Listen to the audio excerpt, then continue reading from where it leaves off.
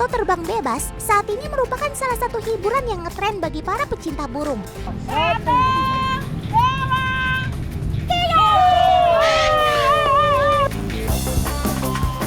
Wah, keren banget pemandangan dari atas sini, teman. Otan yang nggak bisa terbang jadi bisa ikut menikmati nih. Asik.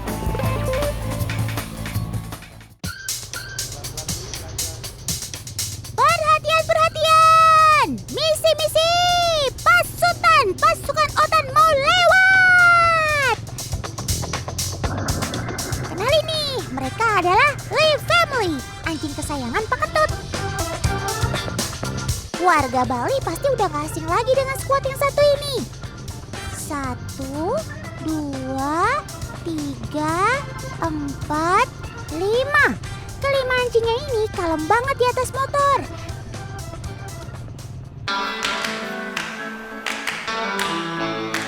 Wih, ini dia hasil tangkapannya. Hari ini nelayan dari Jembrana Bali banyak mendapatkan ikan layang.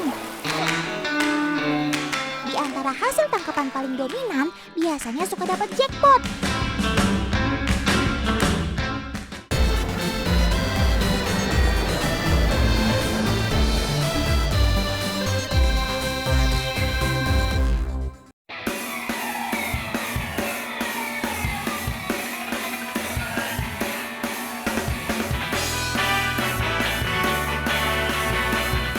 Keren banget pemandangan dari atas sini, teman. Otan yang nggak bisa terbang jadi bisa ikut menikmati nih. Asik. Tapi kalian tahu nggak sih ini pemandangan dari mana? Yuk. Sini Otan kasih tahu.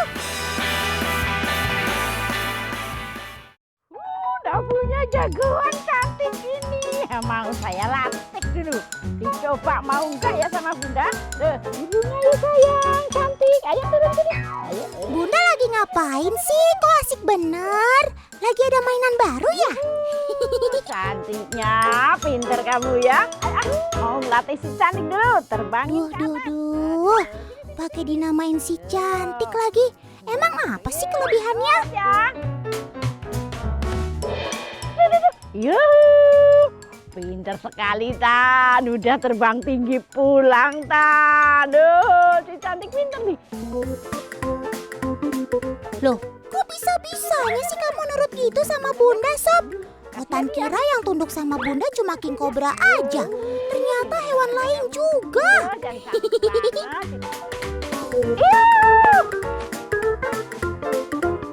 Wih, nggak salah deh kalau Bunda namain kamu si cantik. Lihat aja tuh pas terbang tinggi di udara. Burung ini sangat terlihat mempesona. Lah, cantik. Turu Kundi. Kindi turuku. Ya Allah. Cantik. Sini. Yalah, baru juga dipuji. Si cantik langsung kabur entah kemana. Nasib. Ya udah Bun, daripada Mang sedih, mending kita cari si cantik sama-sama. Yuk.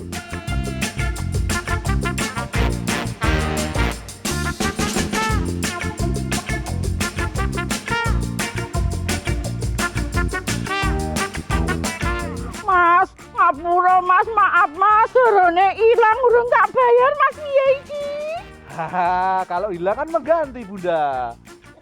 Lah kuwi apa? Ada. Kan sudah aku wis bingung golek itu kan dingin wis keser gitu. Ada. Bunda tadi udah tak bilangin jangan Piye, pergi piye, dulu, gimana? malah langsung pergi. Lah kudune. Harusnya kan pakai topi, peluit, Oh, dan gitu. pakai baju warna merah juga Bunda. Oh, alah.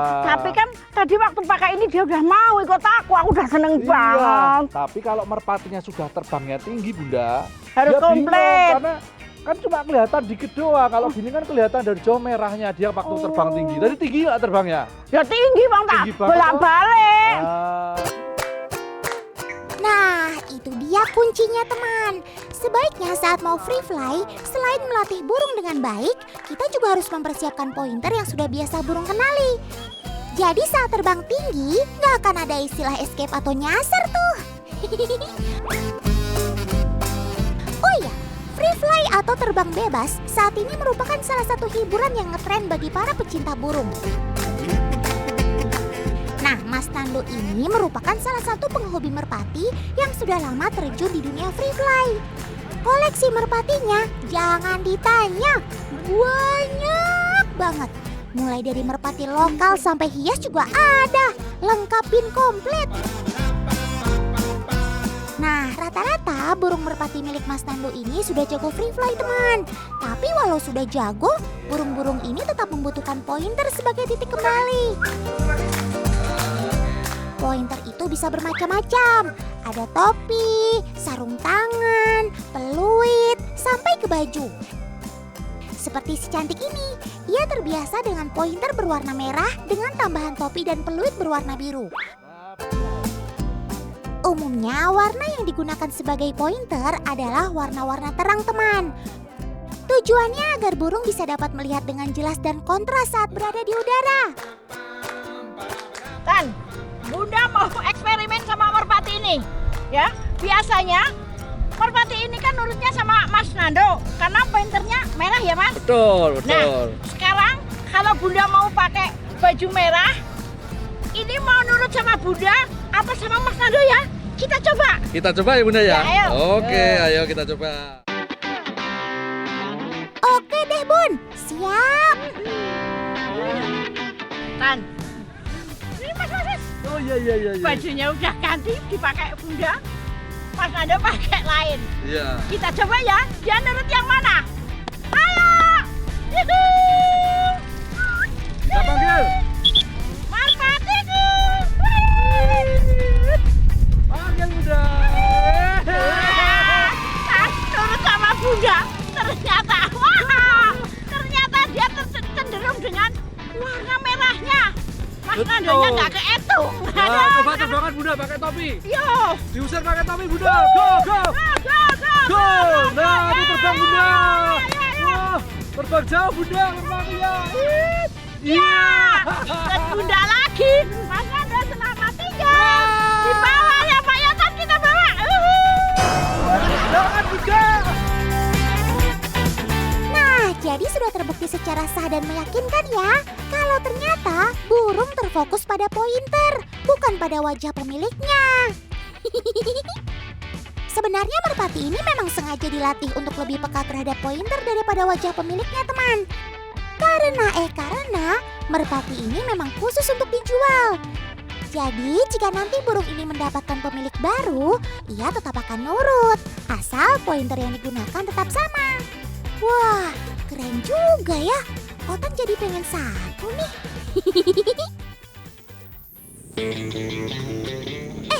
Bunda mau kemana? Kok nggak ngajak-ngajak Otan sih? Mau apa lah? Free fly. Wah, pasti seru ya. Otan mau ikutan Bun. Teman, komunitas Free Fly Jogja ini memang rutin kopdar sekaligus terbang bareng. Tuh lihat, nggak cuma orang dewasa, tapi ada juga anak-anak yang ikut join di komunitas ini. Mantul! Oh iya teman, untuk membawa merpati ke lokasi Free Fly, kita harus menggunakan kandang khusus seperti ini ya. Tujuannya agar saat di perjalanan, sobat Otan ini tidak menghafal lokasi di sekitarnya. Karena bisa-bisa mereka akan langsung kabur saat kandang dibuka. Wah, ahaya alias bahaya.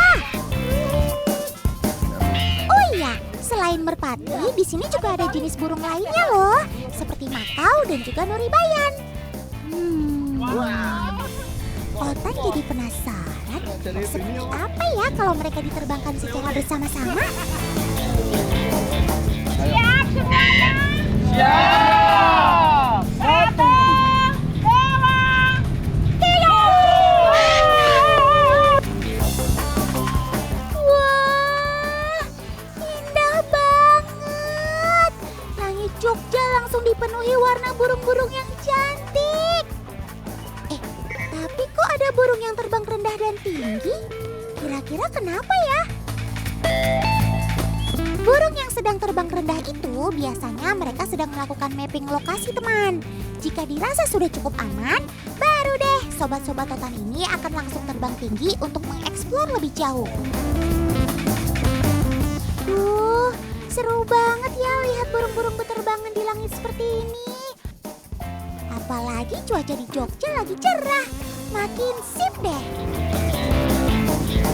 Tan, hebat banget nih, dibawain kamera. Padahal burungnya kecil, tapi melatihnya ini lama loh.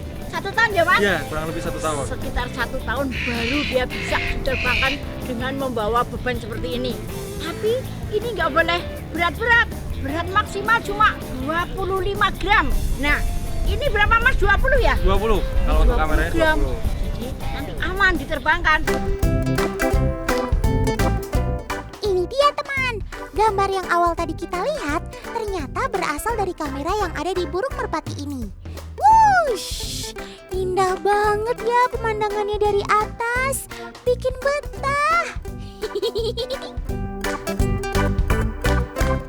Oh iya, kecil-kecil begini ternyata merpati punya kecepatan yang gak kaleng-kaleng loh. Info yang Otan dapat, rata-rata kecepatan merpati terbang pada jarak sedang adalah 97 km per jam. Wah, kalau Otan sih udah pasti masuk angin tuh.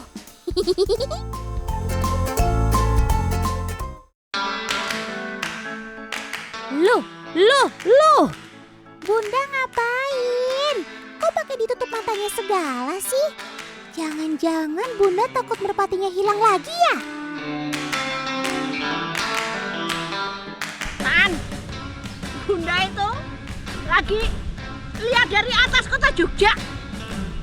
Ini tuh ya, yang tadi burung merpati pakai kamera itu loh. Masuknya sini, Bunda jadi lihat kamera dari sini, rekamannya itu di sini. Jangan ganggu toh. Bunda mau lagi ya, lanjut ya. Walah, ternyata Bunda pakai kacamata VR tuh, alias virtual reality. Alat ini langsung terhubung dengan kamera yang berada di tubuh merpati, teman. Jadi saat pakai kacamata VR, kita serasa jadi burung yang sedang terbang. Wush! Oh iya, teknologi ini terbilang sangat baru di dunia free fly, teman. Yaitu menggabungkan 2 teknologi, yaitu kamera dan VR. Mantap!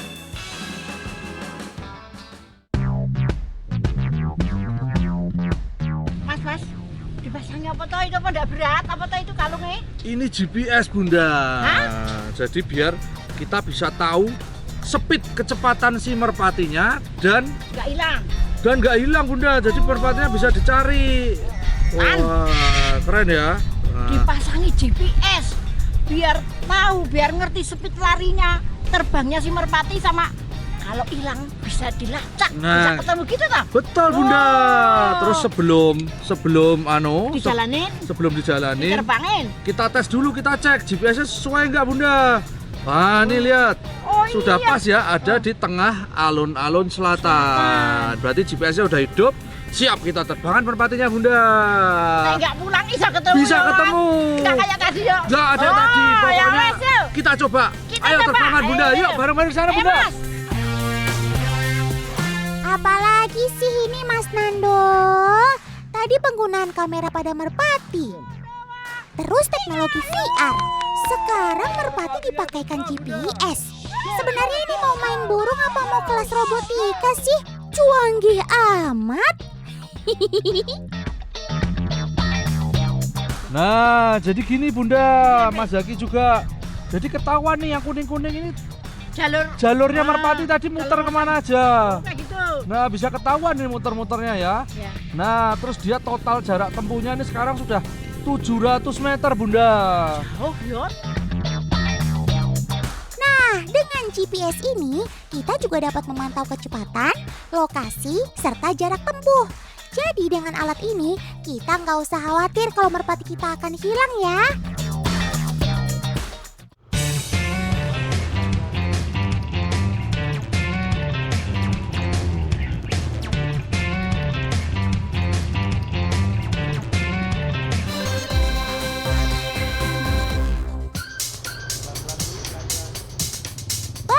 Perhatian! Misi-misi! Pasukan Otan mau lewat! Kenalin nih, dengan Pak Ketut. Warga Bali pasti udah gak asing lagi dengan skuad yang satu ini. 1, 2, 3, 4, 5. Kelima anjingnya ini kalem banget di atas motor. Meskipun motor berhenti, tenang aja, mereka gak akan turun kok. Kecuali ada perintah dari Pak Ketut. Mereka sudah sering diajak Pak Ketut jalan-jalan motoran kayak gini. Jadi Pak Ketut rutin bertugas mengambil sisa pakan untuk peternakannya yang lain. Kelima anjing ini dengan setia ikut menemani. Mereka sudah dibiasakan sejak kecil. Gak heran deh mereka bisa disiplin dan tenang di atas motor begini. Satu lagi nih, gak lupa setiap ketemu anjing liar di jalanan, Pak Ketut rajin melakukan street feeding, alias berbagi makanan untuk sobat-sobat yang ada di jalan. Apalagi sering banget ketemu sobat Totan yang kondisinya kurang baik dan kelaparan.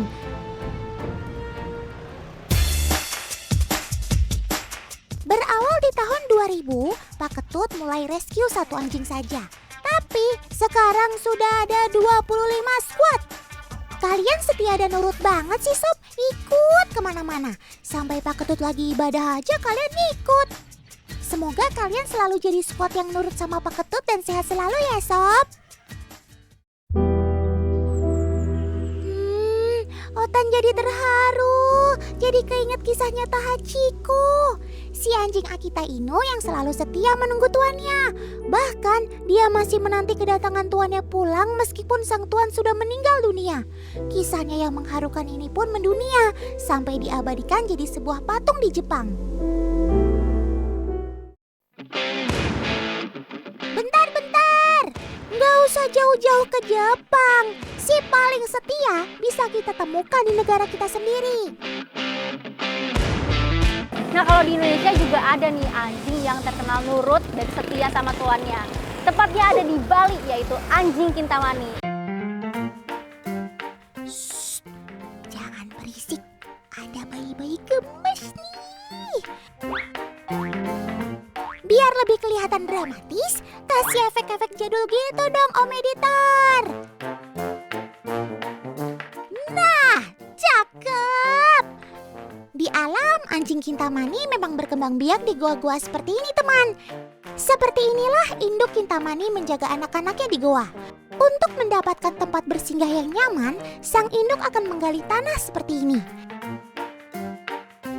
Dan jadilah tempat tinggal nyaman untuk merawat anak-anaknya. Sayangnya anjing Kintamani yang lahir di alam agak sulit diidentifikasi. Apakah anak-anak yang murni berasal dari turunan Kintamani asli atau campuran?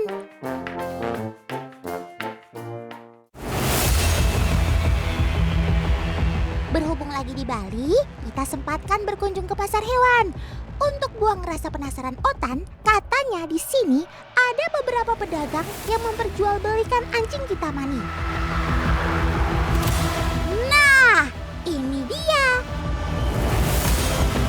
Tapi ini asli Kintamani. Tuh, rasi tuh. Kalau itu untuk apa, Bapak? Wah, tuh milik Pom. Oh, Pom. Ya, Tapi ini telinganya belum naik ya, Pak? belum. Banyak yang menjual anjing Kintamani. Tapi soal kemurnian anjing Kintamani yang menjadi tanda tanya. Soalnya yang dijual di pasaran belum tentu berasal dari peternakan asli Kintamani. Kalau berasal dari alam bisa jadi murni Kintamani, tapi bisa juga campuran.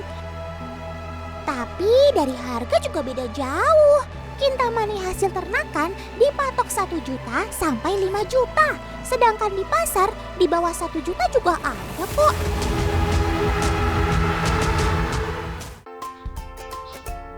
Hets, tenang. Biar lebih jelas dan infonya nggak simpang siur, mending kita tengok peternakan anjing Kintamani milik Pak Tengah. Di kennelnya ada 30 ekor anjing Kintamani. Di saat banyaknya ras anjing di dunia, Otan salut banget deh dengan keseriusan Pak Tengah masih bertekad untuk memurnikan ras anjing Kintamani. Ya Tan, karena kita cukup kasihan melihatnya anjing Kintamani sekarang sudah semakin punah, sudah semakin menghilang karena banyak yang dikawin silangkan atau dicampur-campur.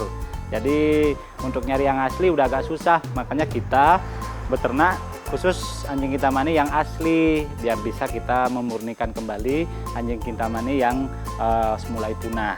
Yuh, ada gunting dan plester. Anjingnya kenapa Kak Vena? Ada yang luka? Tapi kalau misalnya yang masih kecil-kecil kayak gini, kadang kita suka menemukan anjingnya tuh yang telinganya masih turun kayak gini nih. Makanya ada teknik supaya dia tuh telinganya makin lama makin naik. Nih. Tuh, apalagi kalau misalnya badannya gemuk kayak gini, itu cenderung telinganya tuh turun. Kayak gini nih tuh. Ternyata Otan salah.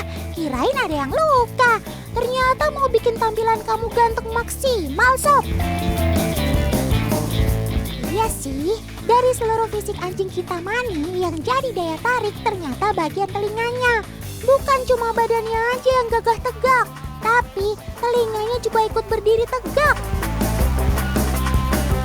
Sejak lahir ada yang telinganya sudah berdiri, tapi ada juga yang seperti Digo telinganya tidur. Dengan teknik plester ini, kurang lebih semingguan telinganya sudah mulai tegak. Oke Digo, nanti kamu ketemu Otan lagi telinganya udah tegak. Makin cakep deh kayak Otan.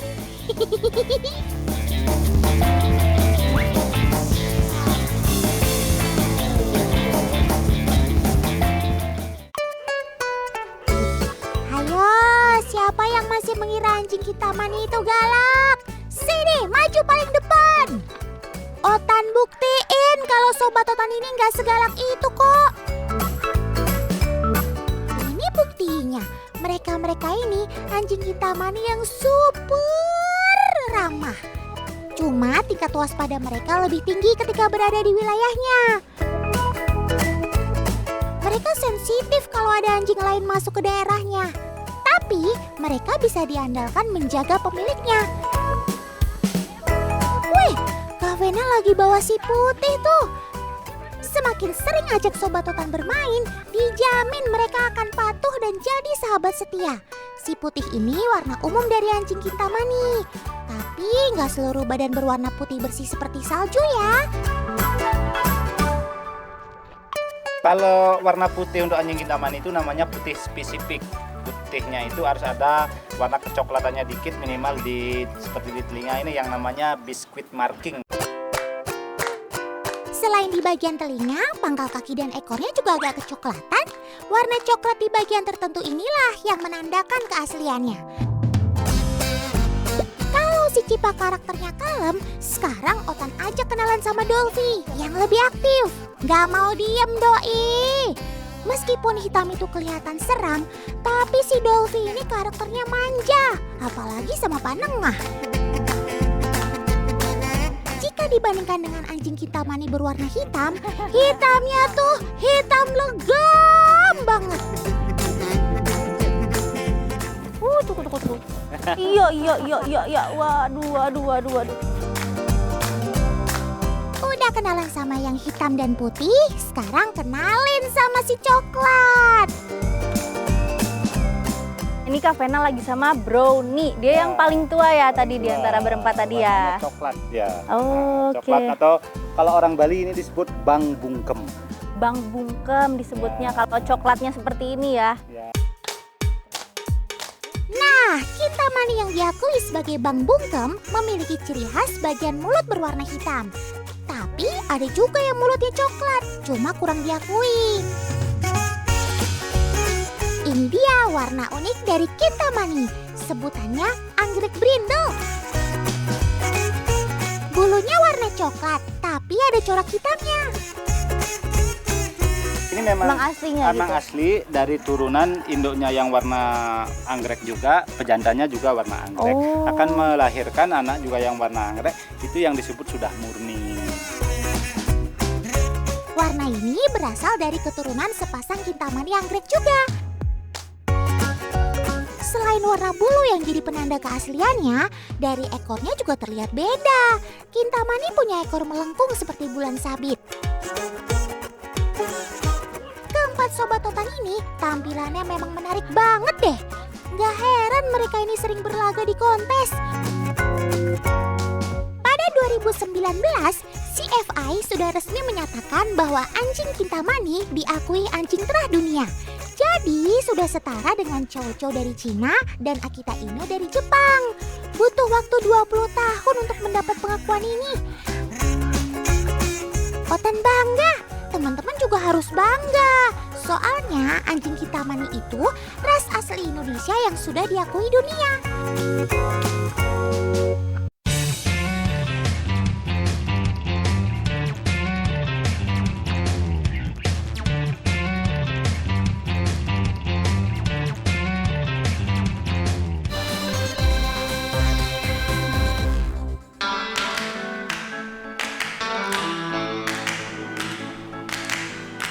Teman-teman yang ngakunya anak pantai, mana suaranya?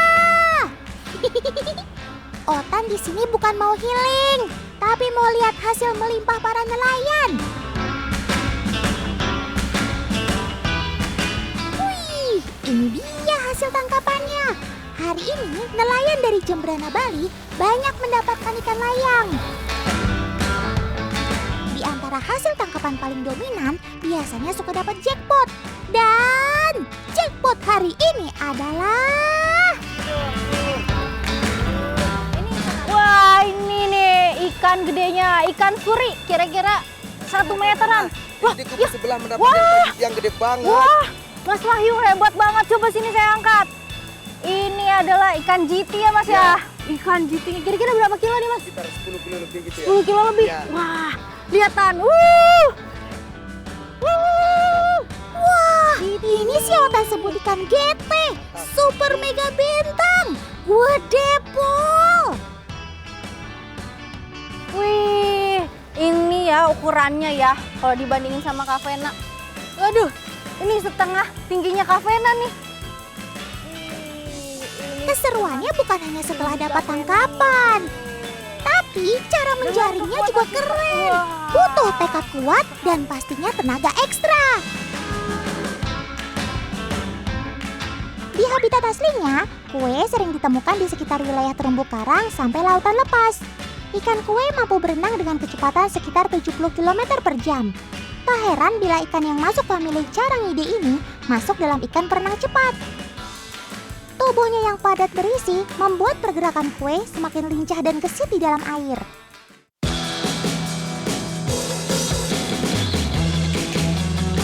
Tarik! Tarik terus, tarik paman! Paman-paman ini sedang berjuang menarik jaring. Ada kelompok kanan dan kelompok kiri. Ayo, semangat paman-paman!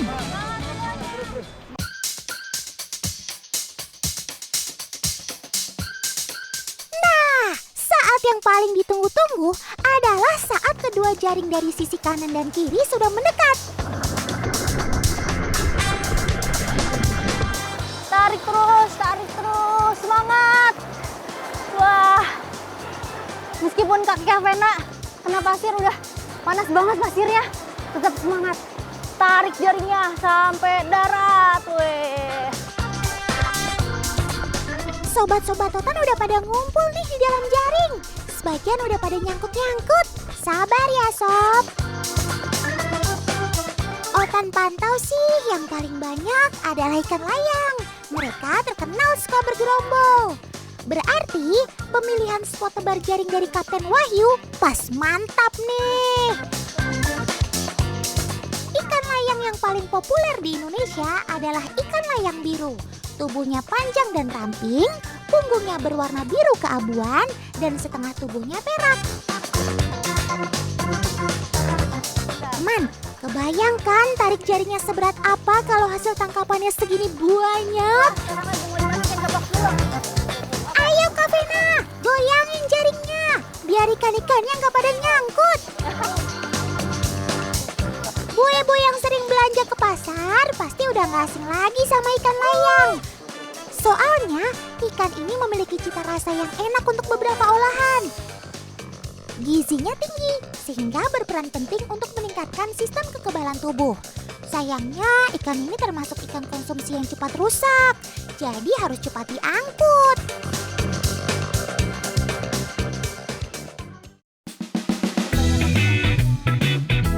Oke, langsung bersihkan ikannya Kak, supaya bisa langsung dipasarkan.